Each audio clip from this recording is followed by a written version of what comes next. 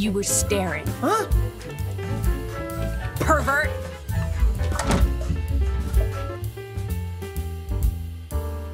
Mithra!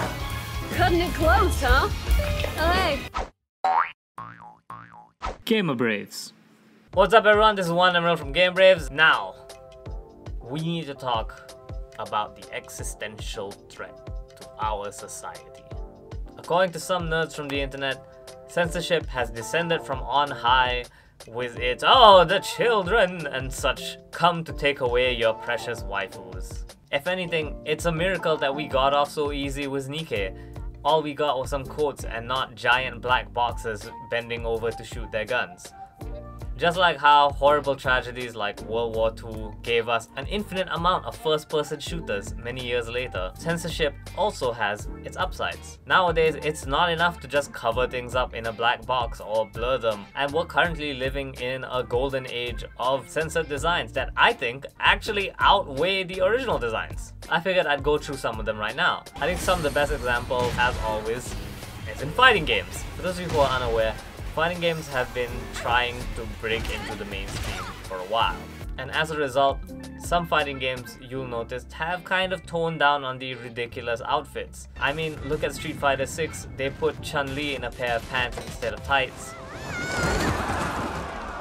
There were rumors going around that competitive Street Fighter 5 players were not allowed to use Armika's default skin because she kinda just lets it all hang out there. But for every Armika forcibly putting on a pair of sweatpants, there's some real winners. I mean, just look at Ino in Guilty Gear. I wouldn't exactly call her a censored design, but her design in Strive is a lot more toned down than what it was in Exarch. She's no longer just wearing a jacket and a skirt, she's wearing a button down as well. And I gotta say, she's rocking it. Like, I vastly prefer new Ino to the old Ino. One of the best examples though comes from Smash Ultimate. Now, Smash decided to add two characters from Xenoblade Chronicles 2, Pyra and Mythra.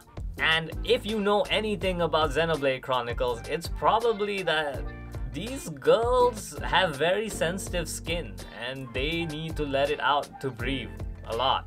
I gotta say, that's part of the reason I never particularly cared for Xenoblade, is the designs were a little too on the nose was the reason you're playing it.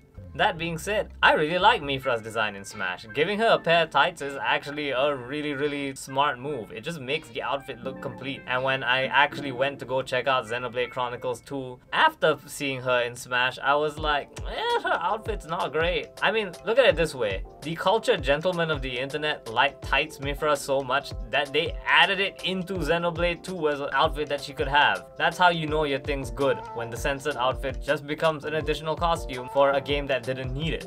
And all of this brings us to the most recent victor of the censorship battles, which is Cammy from Street Fighter. Cammy is really known for one thing. It may look like two things, but it's one thing. It's that mean wedgie that she's got going on. And some people were upset about it being gone in Street Fighter 6. To those people, I say, you're cowards. I don't know how to say it, you're cowards. New Cammy looks freaking great. Like, oh my god. She literally just mixes the best part of Ino's outfit with Mythra's outfit because, yeah, no, she's not wearing the wedgie suit anymore, but who cares? She looks great. I love the fact that she's rocking the short hair and she doesn't have her long ponytail anymore, but the tassels on her jacket fulfill the same role that the ponytail had by having the follow-through animations help with telegraphing her attack. I mean, if anything, she looks more like a Londoner now. You're more likely to see a Londoner in a crop top, yoga pants, and a jacket beating up terrorists in the middle of the street than you are, I don't know, a gymnast in a beret. Funnily enough, I think another non-fighting game that really pulled off its censorship well was Genshin Impact. So Genshin has had its history with censorship. It even decided to retroactively change some characters' outfits.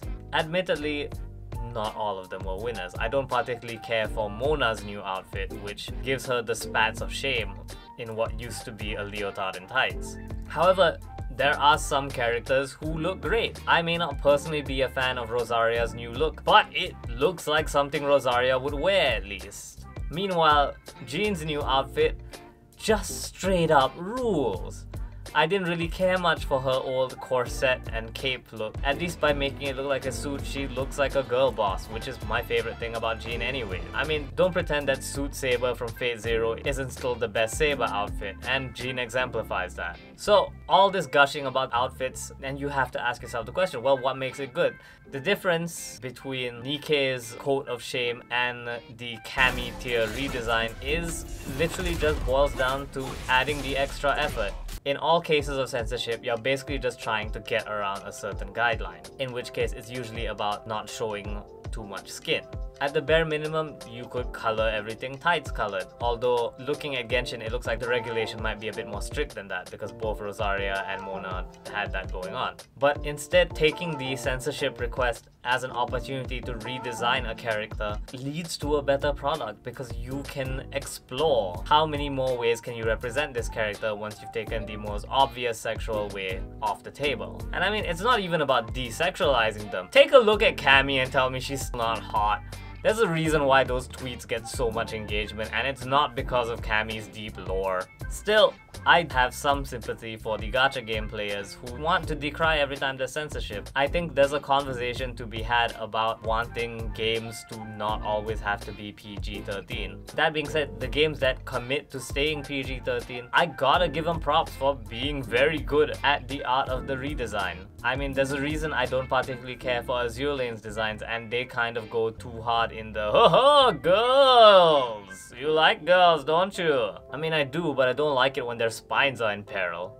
So finding new ways to express characters aside from being hot collectibles is a really nice touch, and I hope that more games consider that in future when they decide that a character's outfit might need a few tweaks. Also, for as much smack as I talk about Nikkei, the coats are not nearly as bad as Yan's ponytail of shame. That thing is not rigged at all, and it's really obvious. What's your favorite censored design? Let us know in the comments below. This has been Warmer from GamerBraves, and take care guys. Thank you so much for watching our videos. Don't forget to give us a subscribe if you'd like to see more, and like so we know what kind of content you want to see. Got suggestions for new content? Let us know in the comments below too. Thank you so much again for watching. Take care dudes.